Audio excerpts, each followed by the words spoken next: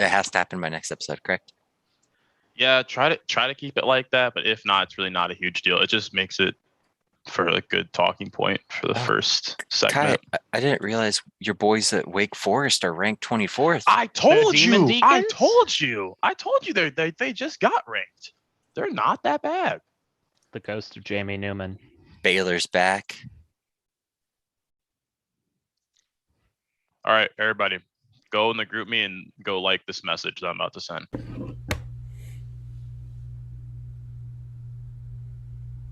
How do I just want to, is it shift? Yeah, it's shift. All right. That's the wrong group. Nope, not that one. Not that one. That's the wrong group. Good job. Is it this one? There we go.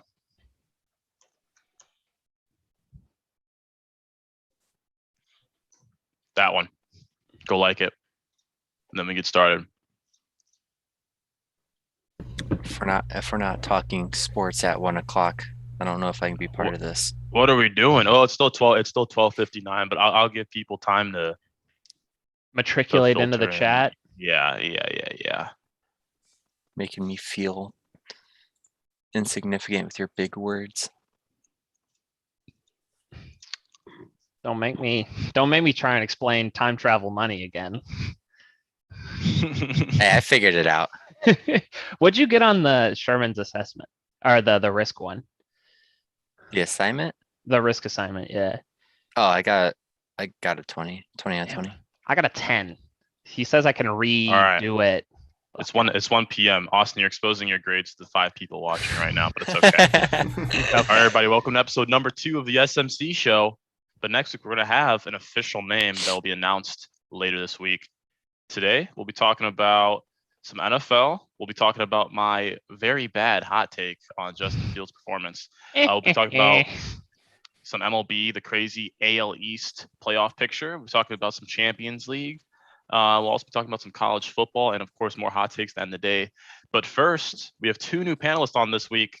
If you guys want to introduce yourselves, Tyler, why don't you go first? Hi, I'm Tyler. I'd say my interests were with baseball, football, and basketball, so I'll be able to get some insight on that. Awesome. Cal? All right, I'm Cal. My interest is mainly NFL and a little bit of NBA and some NHL. Awesome. All right, well, everybody else knows the other 3, of course. Now, Chase, you're going to keep track of our hot takes. Tell us, what hot takes didn't hit last week? So we have 3 that were for last week. We will start with Austin's take of the Phillies. He said they would take first place by Saturday. I actually gave him till this episode. Of the angel. And DMCA striked we go. But no, he said the Phillies would take first. They didn't take first. The Braves clinched. We had Ryan last week say a 2-1 win. Chelsea over Man City. Man City ended up winning that game 1-0. Chelsea actually did not register a shot on target, so that's not good for him. And finally, Kai, you said Justin Fields, 250, 2 TDs, an interception, and a dub for the Bears. Hey, I'm big. You're I'm 200 yards short on your passing yards. I'm short on your TDs. Or go home. I believe, you know what, this goes perfect into our first segment in the NFL. Let's talk about it.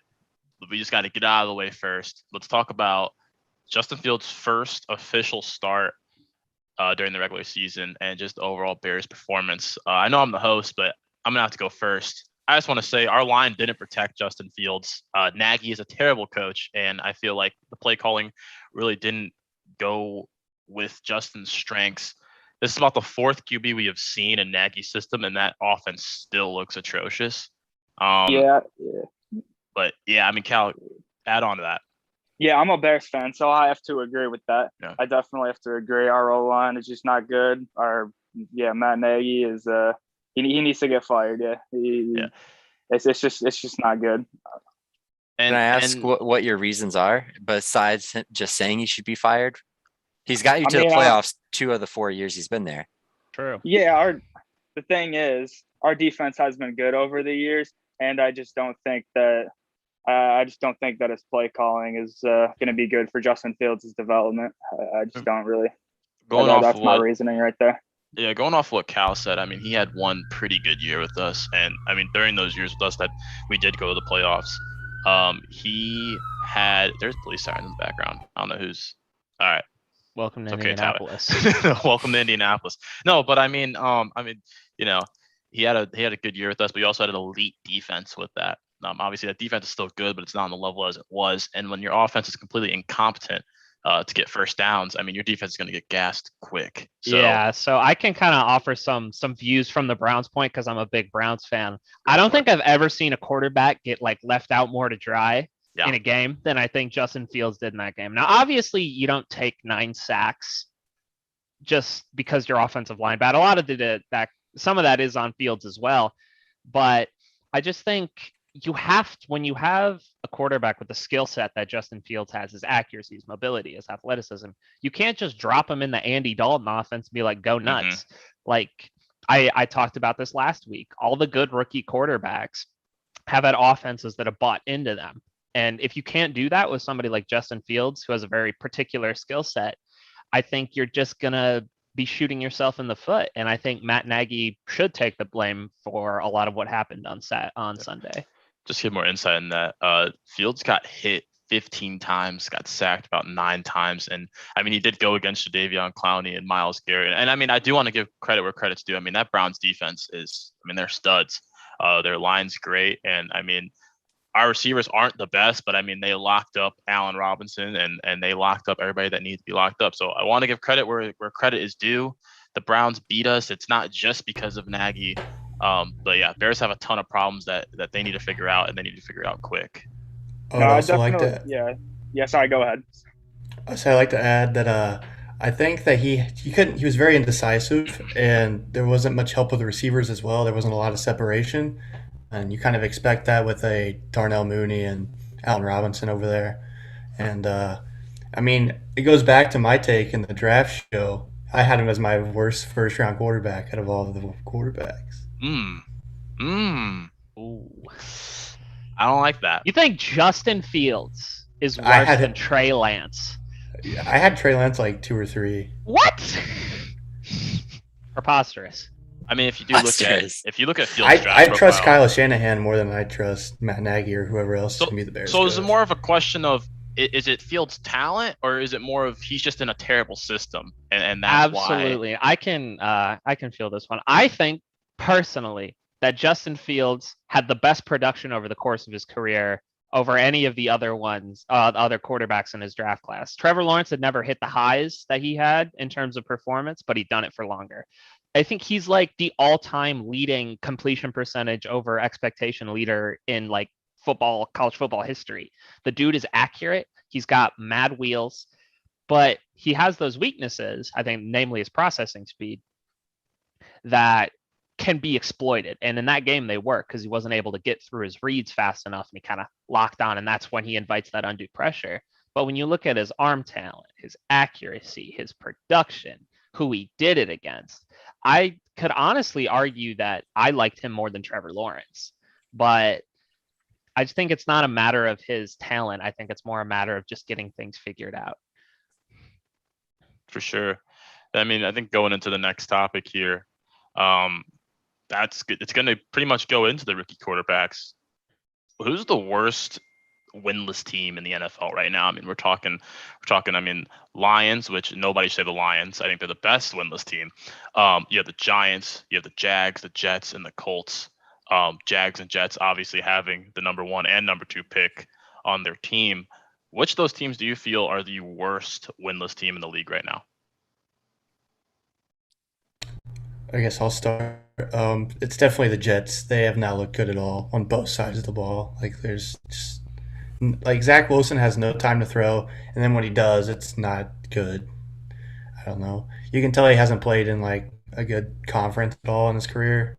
So I think this is just a huge step he was not ready for at the time.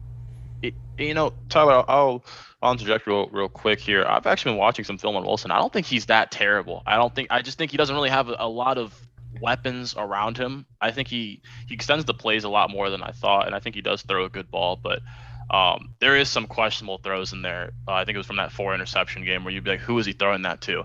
I think he does. I think he's a little bit better than what you were saying, but I could definitely see what you mean about how he definitely got away. He got away with a lot of those big bombs they threw at BYU because he wasn't playing up to that competition. I do think the worst team is the Jets. But speak on that 4 interception game. Isn't it as fair? 2 of them were tipped. You can say it was a bad throw into coverage, but they were tipped. Yeah. I think it was the third one. He just completely short-armed it. I mean, it was a floater, took it right to the cornerback, I think it was. But of the worst teams, it's got to be between the Jags and the Jets. The Jags are in the worst division, at least, and they still have yet to get a win. Yeah, for me personally, I think it's very close between the Jets and the Jaguars. But I think that the main factor that I have making the Jets better than the Jaguars is simply because of who's the head coach. I think Urban Meyer has been atrocious so far. When it's been stuff he said outside, in-game decision making, not great. And I think the Jets have somebody in Robert Saleh who has a track record at the NFL level of getting a lot out of his players. And going forward, I trust Robert Saleh a lot more than I trust Urban Meyer. And when you look at, I thought on paper the Jets actually had a pretty decent looking offense, but then you kind of factor in that Mekhi Becton got hurt, Elijah Moore got hurt. Mm-hmm. It's kind of hampered what they're going for so far. I don't think Zach Wilson's been as bad as people think. So I would probably have to put the Jags as the worst, simply because I trust Robert Saleh a lot more than I trust Urban Meyer. For sure. Yeah, I think that's definitely a fair point about the coaches. I don't know. Personally, I just think I don't know. It's pretty close. I could see both Trevor Lawrence and Zach Wilson improving as the year goes on.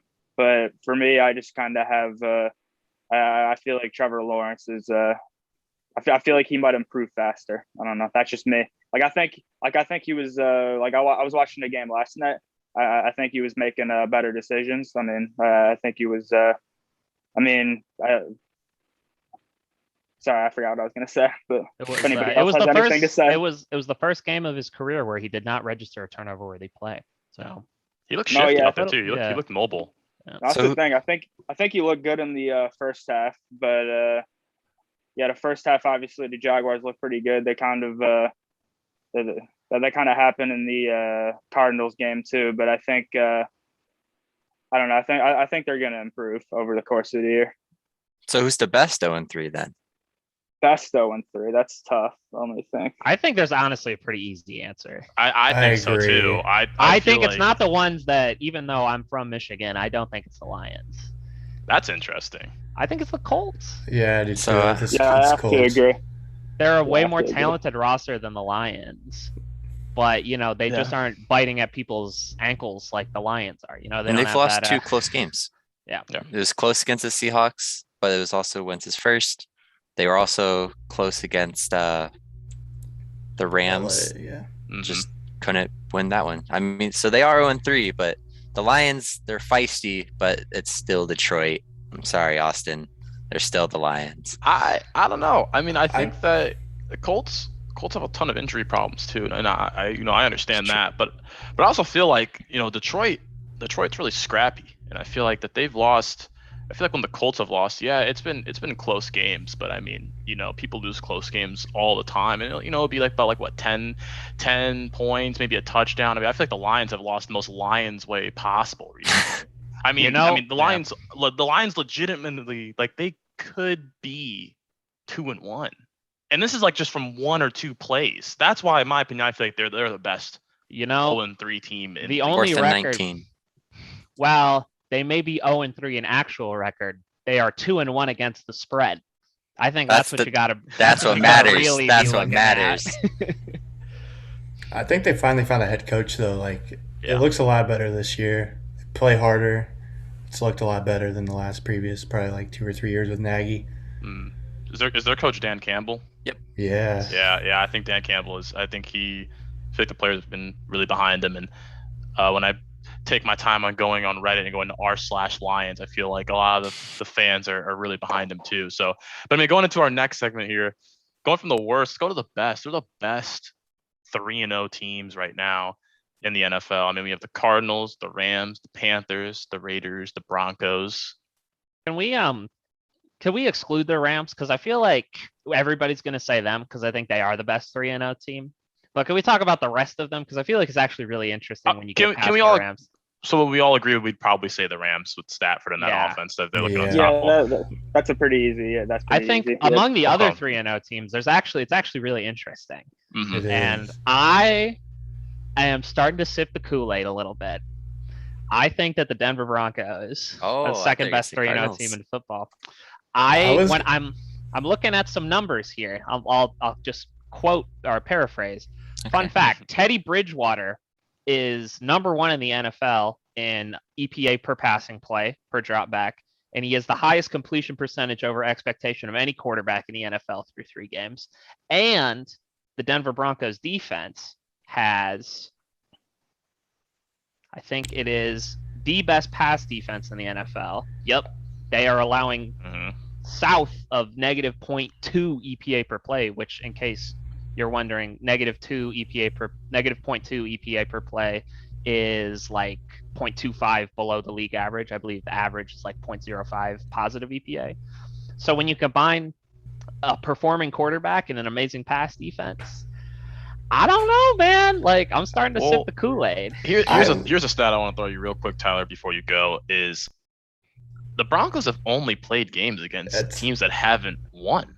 Tyler, you want to go more into that? They're combined, aren't they like 0-13 now? Something like that? They've played the Giants, they've played the Jags, and they've played the Jets. I think I trust the defense. I don't know if Teddy Bridgewater can continue that for a full season. Like, there's been times he's good, but like in just like 4 or 5 games, and then it just goes downhill. Well, the way that I agree. Go ahead. I definitely agree with that. I think the Broncos defense definitely looks good. I think they're the real deal, but I kind of want to see them go against a better team before I think they're the real deal. That's my opinion. Yeah. They'll be going against the Ravens this Sunday, so I think that's that'll gonna be a big test, a good litmus test. And I mean, just look at their next 3 games real quick. Yeah, that division's tough. Yeah, so they're going to be playing some good teams. So, I mean, we'll get a real feel of how they are. Just real quick here, their next 3 games are going to be against the Ravens this Sunday, Steelers, and then Raiders. So those are going to be 3 pretty big tests for the Broncos to see where they really stand in here. Every 3-0 team this week, they're playing at least a pretty good team. I mean, you have Cardinals. They're actually playing the Rams on Sunday. So one of them will be 4-0, and then one will be 4-1 or 3-1. Then you have the Raiders. They're playing Mr. Herbert and the Chargers. So that's still a pretty tough game. And then the Panthers are playing the Cowboys. So at least you're going up against a very good offense. So you're really going to see who of these 3 is the best. The Broncos, like you guys said, are playing the Ravens. So, Jason, who's your favorite out of the undefeated teams? Who do you feel is the best? So I do think the Rams are the best, but outside of that, I think I would like to agree with Austin about the Broncos, but I'm still a Sam Darnold believer, at least a little bit, and I think the NFC South is not that good, and they can maybe sneak into the playoffs. Possibly. Panthers are the worst team in the NFC South. I think the wild card is going to come down to New Orleans and Carolina. If the Panthers make the playoffs or at the end of the season or even remotely in contention, I will. Somebody give me something embarrassing. I'll do it because it's not going to happen. I'll write it down. I'll write it down. It's never going to happen. Tyler, who are your favorites? Out of these, outside of the Rams? Outside of the Rams. Yeah, so I would say my favorite right now is the Cardinals. I don't like their head coach, but the way Kyler Murray is playing and their edge rushers getting after the quarterback like they are. I think Chandler Jones had like 5 sacks in week 1 or something like that. But him and J.J. Watt are tearing it up, and Kyler Murray looks unstoppable, honestly.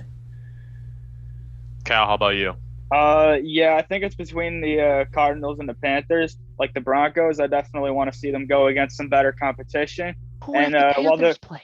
and while the I'll give yeah, you that's that. yeah, that's true. That's true. Yeah, the Raiders. Yeah, the Raiders definitely look good so far. I mean, we've seen them kind of start out pretty good before, and they've kind of like I think. Correct me if I'm wrong, but I think last year they started like what did they? I don't know what they started, but I think they were in the wild card race for a while, and I feel like they have a tendency to kind of slow down after a while. Yeah. To your point, yeah. Now that I think of it, the Panthers haven't really played anyone too great, so I would say the Cardinals personally. I mean, the Panthers don't look bad. Sam Darnold looks pretty good, but I would say the Cardinals just because I think Kyler Murray is like I just think he's so good. I think he's an MVP candidate. I think he's good enough to carry them to a pretty good record, and I think they could potentially go pretty far in the playoffs. If I For could sure. defend my pick just for a second here, Kai. Go for it. Panthers have played nobody. They've played the Jets, the Saints, and the Texans. Yeah, the Now- Saints are pretty decent. The Okay, Saints aren't that- nobody. Their They're not defense- nobody. This leads to my point. In the AFC, if I can find it, they're playing the AFC East. So it should be at least a decent game with how they look now against the Patriots. You still have the Dolphins to play, who their quarterback situation is up in the air. Shout then out the to Jacoby Bills- Brisket.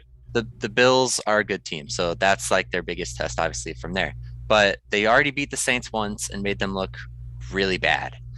So they're at least getting one there. They're probably going to split the Bucks because it's just a division matchup. You think that And- the Panthers will beat the Tampa Bay Buccaneers? One, just not I not don't. sweep them. That's one, never one. gonna happen. Because it is in division. Crazy things happen when it's a division game because it's the NFL. And I do think they could sweep the Falcons. So you're getting wins against not so good divisions. I just think that they can take a shot and maybe make a wild card spot. For sure. And real quick, I'll end off the segment here with my favorite. Agreeing with Alex Nielsen in the chat is the Vegas Raiders. I'm big into teams that know how to win in those grinded out games. They've won 2 OT games. And unlike most of the other teams that we've talked about, they've actually played, they played the Ravens, they played the Steelers, and they played the Dolphins. I think they've played probably some of the best competition out of the undefeated teams. Besides the Rams. So that's probably like why they're my favorite. But I mean, we got to move on here. So going into our next segment here, we're going to talk about MLB, the playoff picture, the crazy AL East. Austin, what is going on over there? All right. So basically, the NL wild card is completely locked up. It's going to be the Cardinals and the Dodgers. Wouldn't it be so funny if the Dodgers lost in the wild card? But shifting over to the AL, it is essentially just a fustercluck, if you will, of the AL East and the Seattle Mariners. That's pretty much all that's going on right now. So if you look at the standings, funnily enough, at the time that we are doing this, the Mariners are actually tied with the Red Sox, a straight up tie for the second overall wild card spot. So then you got the Yankees, who are 2 games up. I think that they're probably going to be in control of that first wild card spot. But then when you get to that third one, it's Toronto, Seattle, and Boston. Toronto is 1 game back of the second wild card spot, and I don't actually know how many games they're left to play. I think everybody has 1 series left, so 3 I think games. there's 3, yeah. So I think they're go ahead. Boston and Seattle each have 3. I think that Toronto also has 3, so yeah, there's 3 left. So the Boston gets to play the Washington Nationals, Seattle gets to play the Los Angeles Angels, and Toronto gets to play the hapless Baltimore Orioles. So Baltimore Orioles, haven't they taken 2 from Boston now, or 1? I thought 50, I thought some 20% of Toronto's bonkers run differential was because of the Boston series where they scored 60 runs or something like that. I would also like to point out that the Seattle Mariners, even though they're 19 games over 500, have a minus 48 run differential. Yeah, it would be the highest the lowest run differential a playoff team has had. I think since 1968, integration. Toronto's at plus 164, and they're not Yeah. the wild card right now. That's That's insane. wild. Yeah. So I think it's going to be heated. I think there will be some shenanigans. And I think that personally, as a firm believer in statistical regression to the mean, I think you're going to be talking about the Toronto Blue Jays as our second wild card team, taking it over both the Red Sox and the Mariners. Wow. Tyler, who do you think is going to take it? I also think it'll be the Blue Jays, but I would love to see the Mariners make it because they've been so bad for so long, and their fan base deserves some sort of playoff game. But that run differential is just hard to back, I guess. For sure. Cal, Chase, anything to add on to this? Yeah, I don't know if I have anything to be honest, but Gotcha. Yeah. Awesome. So looking forward, we're gonna have some really interesting National League matchups. As I mentioned, the Dodgers and the Braves, or no, the Dodgers and the Cardinals. Sorry, will be playing each other in the wild card, which I think will be amazing. Mm-hmm. And then we're looking at whoever wins that game has to go on and face the Giants. I think that series will be very good either. And then on the other side, I believe it's Milwaukee and Atlanta. And then going to the American League, we have, I think it's Tampa versus the second, or Tampa versus wild card game. Yeah, that second wild card game. And then I think we're gonna get to see a Yankees, hopefully, a Yankees Astros. Oh. Let's Or not, rematch. as I am a White Sox fan. NLDS. So I think that this is shaping up to be a very bonkers playoffs with a lot of fun narratives. But I think that, in conclusion, I think that these last three games are going to be kind of insane. I expect Toronto to pull it out. Is Joe West a part of any of these? Is he making history? Because it's his last year, isn't it? I don't actually know who that is. I'm gonna keep it a buck with you. He is a umpire that is kind of iffy nowadays on his calls. Let's just say. Mm. I see. That's why I ask. I Him and don't Angel makes it know. about him. Hernandez. Angel Hernandez. Never forget. But yeah, we're shaping up for a pretty interesting playoff race, or a pretty interesting playoffs here. I still think the Astros are going to win. They're going to to get the retribution for what was it? 2019? Mhm. No, or 2017 too. But they'll just prove they're the best team in baseball. So Awesome. Well, we can move on to our next segment then. Chase, can you tell us more about what's going on with Champions League and possibly one of the biggest storylines, maybe underdog storylines we've seen in a while out of there? So the way we have it written here is there's a new sheriff in town, which is a phenomenal play on words. The team itself, the name of them is Sheriff. They are in Group D of the UEFA Champions League. They have Real Madrid, Inter Milan, and Shakhtar Donetsk, who almost always makes the Champions League group stages. They're a very good team. My country might be wrong, but I do believe it is Turkey. And they currently lead the group. They beat Real Madrid earlier this week 2-1 with an 89th minute winner. Somehow they just continue to pull off these upsets. They are actually playing the Moldovan League. I'm going to be honest, I could tell you no other teams from the Moldovan League. However, they are winning that group. And I did do some statistical lookups here. yeah, Over the last couple of years, the lowest point total I could see is 7 points that went through. I believe it was in the 2018 season. I can't find it here on my notes, so I apologize. But outside of that, if you score 9 points, since this is from the 2003-2004 UEFA Champions League season, if you score 9 points, 42 of those teams have gone through to the knockout stages of the Champions League. 100% of them have gone. Now, if they stay at 6, because they have already won 2 games, so they are at 6 points, they still have an 84% chance to go through. So Sheriff, in the first time ever in the Champions League, do have a very good shot at getting out of the group stages. And at a minimum, if they get third, if they win one more, they're almost guaranteed third place. I'm pretty sure it would guarantee it. they would go to the UEFA Europa League, Mm. which is like a baby brother of the Champions League. And Chase, for somebody that doesn't watch soccer, real quick, like me, is this team getting out of groups similar to like March Madness, where a 16 seed beats a 1 times 10? Like, how big is this underdog story? So I don't know if it's quite as big as a 16 beating a 1. But it's almost at that level. Getting out of the groups is probably at that level, almost with it, but it is also not quite as up for grabs as March Madness, because you do play 6 games in the group stages.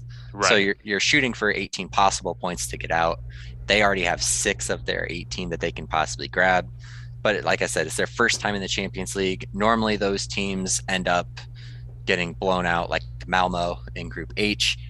Through 2 games, they have yet to score a goal and have 7 conceded. That's a little more common for these smaller teams that make it out. But Sheriff, just scrapping and clawing, 4-1 goal difference, scored 4, only conceded 1. So they're looking good. Outside of them, in the Champions League, we had Ronaldo score his winner to beat Villarreal with a late goal. Nothing too crazy there. United bounced back after a very harsh loss against Young Boys. Their group is actually looking interesting. If you want to watch any of these, Atalanta has 4 points. Young Boys United on 3. Villarreal with 1. Villarreal actually won the Europa League last year, so they were guaranteed a spot in the Champions League. And then outside of that, there's not too much going on. Messi scored his opening goal. We had Barca lose again in the Champions League. Alex Nielsen just put in the chat that Spanish teams are in the mud. Yeah, they referencing Barca and Real Madrid right now. Not looking too hot, and Villarreal. They are Villarreal Spanish as well. Outside of those, though, Barca have yet to score a goal through 2 games and have conceded 6.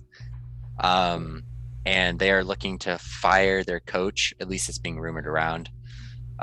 He's almost throwing shots at the president of Barcelona currently, saying no coach could do better with what I have, pretty much. I can't remember the exact quote. Wow. But things are getting spicy over at the new camp. And then outside of that, if you want to say Premier League, Chelsea lost to City, and we don't have to talk about Tottenham losing 3-1 against Arsenal. That was the big derby this weekend, and they lost very, very convincingly through a no midfield setup. That's tough. Well, Chase, if that wraps up your soccer segment, then we can just move straight into college football. If you have anything else, if anybody else has anything to add about soccer. If there's any questions about it, I can also try that too. But those are the big key things that's happened this week for the most part. For sure. Well, we can move straight into college football. We have some really good matchups coming in this weekend. Number 1, number 2, and number 7 are all playing this weekend, and we have Arkansas versus Georgia, Cincy, Notre Dame, and Ole Miss versus Bama as my top matchups coming into this weekend. So, I mean, let's just break down these games. I think the biggest one, which is going to go into my hot take, which I will just reveal right now, is Arkansas is going to beat Georgia. Georgia is regarded as having the best defense in the country. They're ranked number 2 in the country. But I just love Arkansas. They're ranked number 8. They just beat a very good Texas A&M team, who I believe was ranked 5th at the time. And Arkansas was ranked 16th, maybe a little bit above or below there. But what do you guys feel about that game? I think that this will be a good measuring stick for Georgia. As it turns out, Clemson really not that good this year. Yep. So I think this will be the best team that they've played so far. And when you look at the style of game, these guys are both kind of, you could really look at Arkansas as kind of like Georgia light in the way that they want to win their games. They're like, hey, we have a good defense, so we're going to hold on to the ball. And I think that it'll be a very interesting matchup because it'll kind of be like looking in a mirror. But when it comes down to that, I just think that, Georgia has the guns has those prospects that are always getting drafted that Arkansas just doesn't have. And I think the spread is a lot higher than I initially expected. It's at 18.5, which I think is honestly kind of ludicrous considering how close these teams are in the ranking. But I also think it's indicative of the real disparity between the top tier teams in college football this year and everybody else. I mean, that's what we usually see too in college football. There is a big drop off between 1 through 4, and then everybody else, right? So, I mean, you never know. Tyler, what about you? I love Georgia in this matchup. I just think JT Daniels is better than Arkansas's quarterback, who I honestly can't even name. KJ Jefferson. Put some respect on his name. I know Felipe Franks was there last year. That's about it. But Atlanta Falcons, I looked up their stats, and like the amount of times they run the ball is absurd. They're averaging 47 attempts on the ground this year, a game, for 260 yards. But I think all that Georgia was missing last year was a half-decent quarterback, because they had that walk-on last year, and there was just some games he couldn't get it done. So I just like Georgia with JT Daniels. Sure, and I do want to say that there is an update about Arkansas's quarterback and their best wide receiver. They both aren't confirmed to be playing this weekend. Not so Treylon Burks. Yeah, so that may affect my hot take. If they play, I'm staying with my hot take, but it's still not confirmed if they're going to play this weekend or not. On that game, mostly what I can say, when it comes to college football, at least, I just look at who got better athletes. At the end of the day, that's a big majority of who wins these games and why the best teams are the best. So I think Georgia's got it.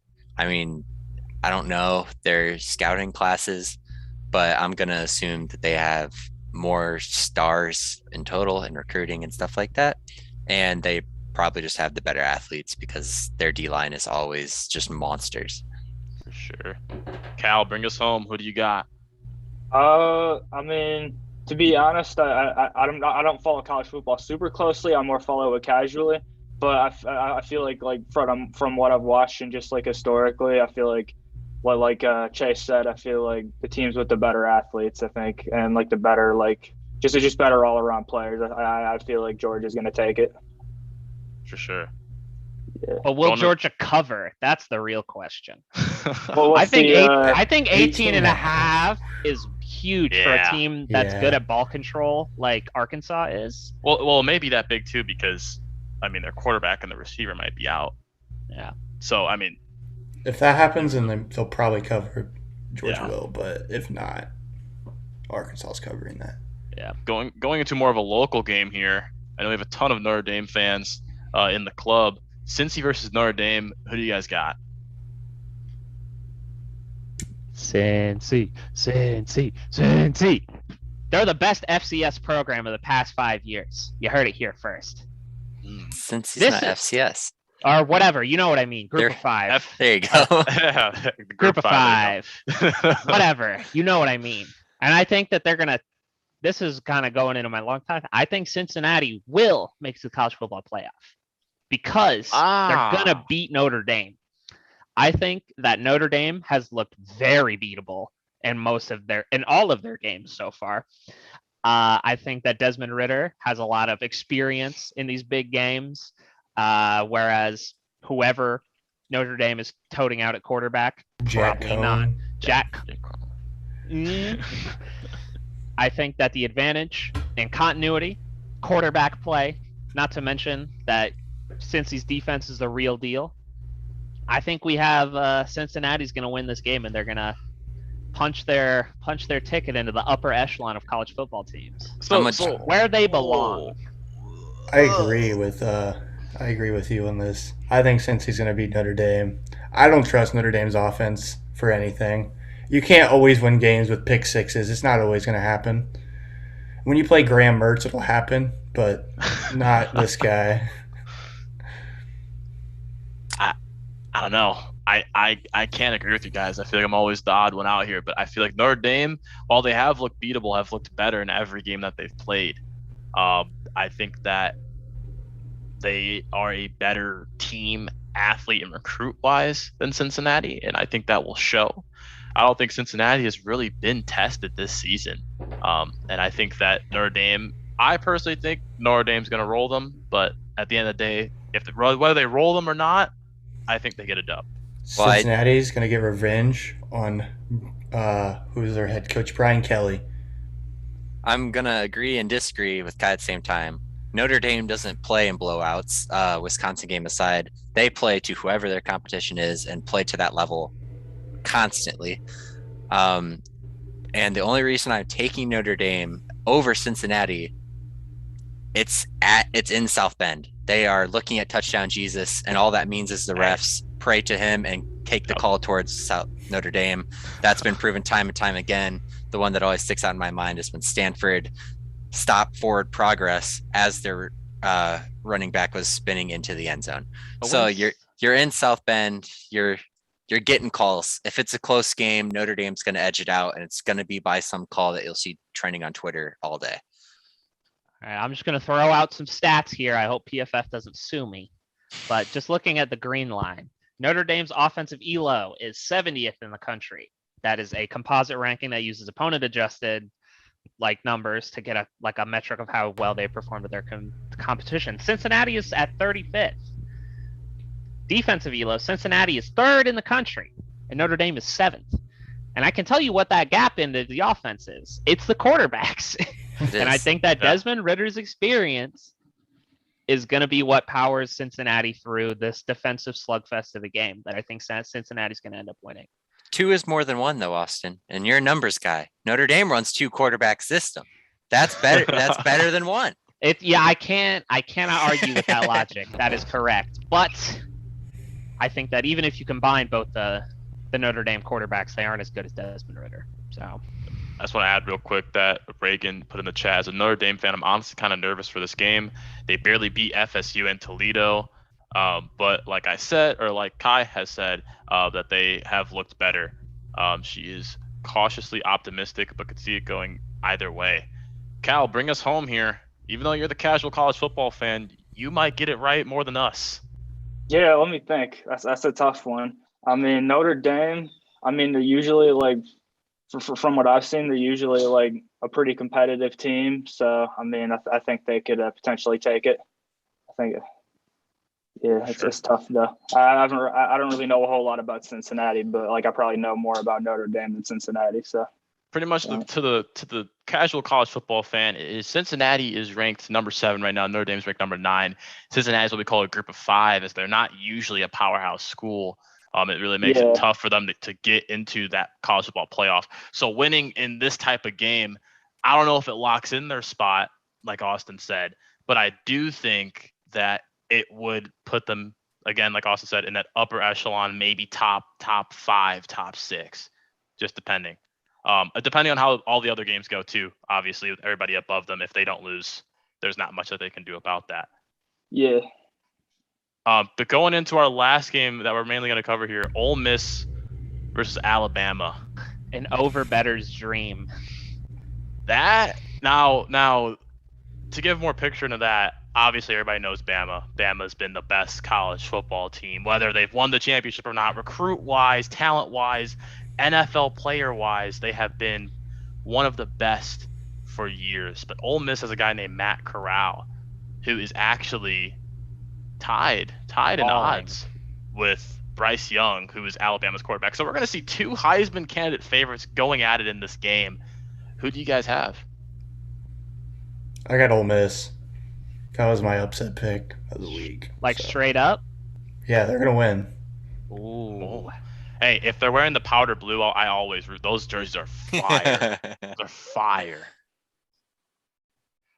Yeah, I think Alabama's beatable this year. I think it comes down to who you trust more at the quarterback position. Obviously, I would probably give the slight edge to Matt Corral, just because of how not awesome Bryce Young looked in that Florida game when things kind of got down to it. So I think that there's definitely room. I think this is one of the most asinine lines of the week. It's 14.5 Alabama. I honestly would put this more at 9, maybe even a touchdown, because I think that these offenses are it's just gonna be a slugfest in a different way that the Cincy Notre Dame game will be. Well, it'd be a fun slugfest. I think points are going to be flying off the board, but I think that Alabama's talent will be enough to get them that win. But I think it's going to be a lot closer than Alabama would want it to be. Sure. Chase, Uh, Cal? I'm just looking at some history here. I already It's know not, which stat. I already know which stat you're gonna bring up. But go it's for not, it's not looking good for Ole Miss. it. The last time they won in Tuscaloosa outside of 2015, which is also the closest these two have been ranked, like in their national rankings, is the closest since that game. So if you're looking at history in that way, maybe this is the week Ole Miss does it. But outside of vacated wins, they haven't won in Tuscaloosa since 1988. Alabama has won the past 5 years, and outside of 2016, where they lost by 5, they've been blown out by double digits in every game. So I'm gonna have to pick Alabama here. After seeing that in Tuscaloosa, they just can't win there. Outside of 2015, which was a terrible quarterback game, I know that the quarterback had multiple interceptions. And I know that game is also when Alabama decided to start running RPO because they realized the linemen were given way more yards to block upfield with. Sure. Cal, what do you got? Yeah, I'm gonna have to go Bama. I just think that's where I usually go. Yeah, I mean that's Bama is always a tough team to beat, and at home too. It's gonna be tough. I mean, like you said, Ole Miss does have Matt Corral. Yeah. Sorry, I blanked on his name, but yeah, he is. They have a good quarterback this year, but I think Bama is just tough to beat, and especially at home, I think that's gonna be tough. And like Chase said, they haven't won in Tuscaloosa in a while, so I think it's also a 52-9 Alabama lead in this rivalry. So yeah. I also just really want to quickly say we had a couple chats. Rishi said Desmond Riddler is better than Spencer Rattler. agreed. Yo, hey, no, Yeah. I love Cincinnati, but that is objectively false. Is it though? Yes. We also had What has Alex Spencer Rattler Nielsen. done? Well, hold on before we get into that. We also had Alex Nielsen say Matt Corral wins the game for Ole Miss. You know, we have time to go into that debate real quick, but I just want to say the final remarks about this Ole Miss Alabama game is you guys didn't bring up the most important fact of it. Nick Saban is 18-0 against former assistants. Lane Kiffin is coaching Ole Miss. Bama's gonna win this one. It's just what it is. It's gonna be an exciting game though. I think it's gonna be great to see two Heisman quarterbacks go at it. Is gonna cover. Didn't Nick Saban say that Lane Kiffin is the best offensive play caller he's ever had as an assistant? You never know. This could be the first week. This could be the first week that an assistant beats Nick Saban. But you guys seem like you had a lot to talk about. Let's talk about it real quick. Desmond Riddler versus Spencer Rattler. This may seem like a heinous take, given what we've seen so far from this season. But I personally believe that Spencer Rattler is the closest analog that we have had to Patrick Mahomes since Mahomes has entered the NFL. You're going to get muted very quickly. I think not in terms. Whoa. Okay, listen, let me explain. I know that sounds crazy, but when you look at their unique skills and arm talent, very comparable. Nobody can produce outside of structure in college football like Spencer Rattler can. It's an outlier skill that Mahomes had coming out of Texas Tech. I think he oozes arm talent, and obviously Oklahoma has not played well this year. I'll be honest. But I'll also be the first to admit it's not just on him too. He hasn't played that well, in my opinion, at least in the first couple games. But it's not just on him. If you're only putting up 23 points on Nebraska, it's not a good sign. And almost losing to Tulane. Yeah, that's even worse. These only overall great game was when they played like Western Carolina, I think that is. And they won 76 and nothing. They barely beat West Virginia. Now, listen, this is Oklahoma is my college football team. All right, I love points. But I think when you look at how good Spencer Rattler was last year, it's something's got to give, and I would point to him getting better as opposed to maintaining this level of play. And even though his current level of play really isn't that bad, fun fact, I don't want to get sued by PFF again, but Spencer Rattler still has a higher PFF passing grade this year than Desmond Ridder does. So think about that. Spencer Rattler's been playing like trash the whole year, but he's still better than my boy Desmond Ridder. Speaks to his talent. So the thing that scares me is I've seen little bits and pieces of Oklahoma games. I'm not going to say I've watched an entire Sooner game. He does not care where he throws that ball. And if he throws a pick, he will throw the same route if it's the same exact coverage the next play if he gets the chance. He is going to go for those risks. He's all sizzle. He wants the big plays. His stats don't look terrible. He's 21st in QBR in the country. 8 TDs, 3 interceptions for 1,017 yards. His completion percentage thus far over last year is up. He's on pace to beat his touchdowns, but it scares me when quarterbacks are just not scared of the mistakes because it makes it look like they're not learning from it. It's good to obviously forget quickly, but watching him throw an interception and the next route he threw was the same thing, it's scary. For sure. I'm gonna end this segment of college football real quick with just asking everybody who their top 4 is. The current top 4 is Bama, Georgia, Oregon, and Penn State. Who's your top 4 probably for the end of the year? Your way too early college football playoff, let's call it. If anybody wants to take a stab at it first. Alabama, Georgia, Oklahoma, Cincinnati. God. Okay. I know. Yeah, just go. I got Alabama, Georgia, Iowa, and Arkansas. That's a sophisticated answer right there, Tyler. I Arkansas? like that. I like that. Whoa! I like that. Oh, hold on. I just want to. I'm not a big Oklahoma guy. I don't like Spencer Rattler at all. His eyebrows are funny. Not even about his looks. I don't care what he looks like. Cal or Chase, who's your top 4? Cal, you can go first. Let me think. This is tough. So, I mean, obviously Alabama and Georgia would be the top ones, but let me think here. I'm just trying to pull up the rankings here. Yeah, I mean. So your 3 is Oregon, then it's Penn State, Iowa, Oklahoma, Cincinnati. That's like your top 7 right there. Penn State, Oklahoma, Cincinnati. Yeah. Yeah. And Iowa's number 5 right now. Iowa's number 5. I mean, I haven't watched a whole lot this year, but yeah, maybe Oklahoma. I don't know. Yeah. Oklahoma at 3. Who's your 4th? At 4, I would say Coastal Carolina. Coastal Carolina. Yeah. Hey, you know what? And Cal might get it right out of all of us. That's the beauty of college sports. Chase, you can go. Yeah, sorry, you go ahead. Yeah. So the agent of chaos in me does not want any of these teams to make it. I want to see personally just throw in Cincinnati, throw in Coastal Carolina. Let's give Wake Forest at 24 a shot here. Maybe they upset Clemson. Chase just wants the Europa League of college football playoffs. That's all he wants. Well, looking at it, though, from an actual standpoint, Alabama's probably going to be in there. I think Oregon will actually make it. I think they're going to be a 4, probably one of those one-loss teams that make it in. Mm-hmm.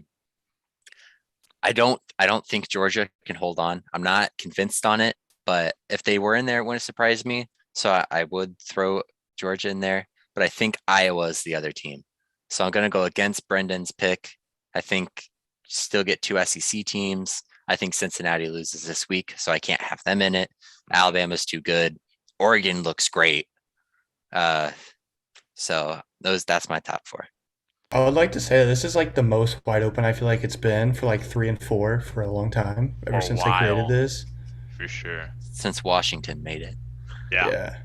Shout out to, what was his name? Jake Browning? Dog. Jake Browning. I haven't heard that name in a long time. Is he in the NFL still? I do not. I don't think so. Let's do a Jake Browning update. Yeah. He is a Cincinnati Bengal. Hey, Look at him go. Look at him. Yeah. Real quick though, my top 4. You obviously got to go Bama. I think Arkansas is going to beat Georgia, and so I don't think Georgia will be able to make it because I think they're eventually going to lose to Bama too later this year. So I'm going to get Bama. I hate to say this because I've talked so much trash about this conference, but Oregon looks great. And I don't think that anybody in the Pac-12 is really going to beat Oregon. They Not should win. USC. Yeah, they should win out, and I think they might be number 2. So probably Bama, Oregon. Give me Iowa, then give me my Razorbacks at number 4. I do want to say real quick here, Kai. Alex came back in the chat and said Rattlers literally just Zach Wilson with a little more talent. And the crazy part about that is Zach Wilson's not that bad. We don't have time to go into it. One day we're going to go into it. I actually watched a ton of film on Zach Wilson. He's really not that bad. He's just on a terrible team, but we just don't have a ton of time for it unless it's part of somebody's hot take.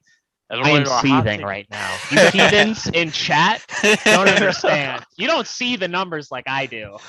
We're going into our last segment, though. It's our hot take segment for our new panelists here, Tyler and Cal. We try to give hot takes at the end of our show that have prevalence for next week so we can open the next show with visiting those. So just keep that in mind for your hot take. But if it's not something that we can visit immediately next week, that is okay. Let's start with Austin or Chase. What is your hot take for the week? Austin, I infuriated you with the chat, so you can go first. All right. I have one. Big Ten football. I'm personally a Michigan fan, but my hot take of the week, I think Maryland's going to beat Iowa. I think that Iowa's offense has not looked very good so far, and you can't rely on defense for that long. I think Maryland at home as well has the quarterback. I think they have the guns to compete with Iowa. Can you say Maryland's quarterback's name? Tuala Tagovailoa. That is Tagovailoa brother. Tagovailoa, the younger brother. And I think that something's got to give, and I always favor quarterbacks. So I think that Maryland is going to upset Iowa this week. I like it. I'm always down for upset hot takes. Chase, how about you? So mine's actually on the baseball side of things. Speaking of upsets, if you want to say, it's time for it to be over. They've gone 20 years. Baltimore Orioles did them a favor last night, beating the Red Sox. Seattle claiming that wild card spot. I just want to see it. They're miserable. It'd be great for that city too, sports wise, for sure. I just want to see a bad team succeed, especially with Tottenham being terrible. I want to see someone be able to do something. Al or Tyler? You got something? You can go first. You can go. All right. So mine, I'm going to change mine since I already talked about Ole Miss. I think that Boston College is going to make Clemson unranked this week. Boston College is a very good football team. They're like pretty good. One. They're pretty good. I don't know the last time Clemson's been unranked, but it's going to happen. They're nuts. 25 right now. That's crazy. Cal? What's the spread in that game? All right. So, okay. So I got. Spread's 14.5. Sorry. Okay.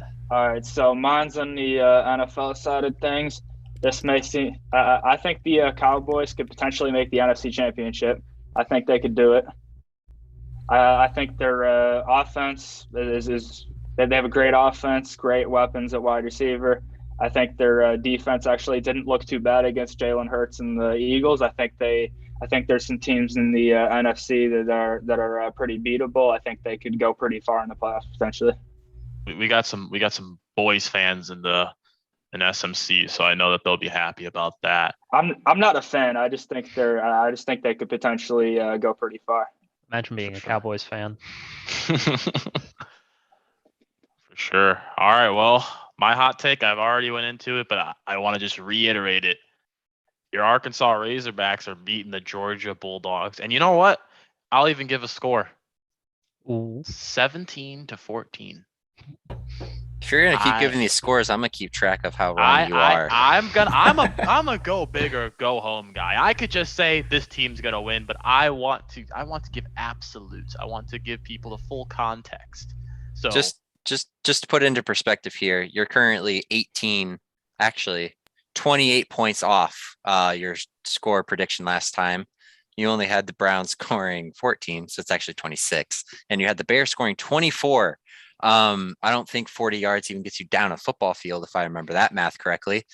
So Hey, your scores aren't looking good so far. Hey, sometimes you have a bad day. Sometimes Justin Tucker's 66-yard field goal is longer than your whole offense has gone the whole game. So it's just be like that. But with those hot takes done, we'll revisit those next week. Thank you for everybody that watched this week's episode of the SMC Show. Panelists, thank you all for coming on, and we'll see you next week. Same time, same place. Don't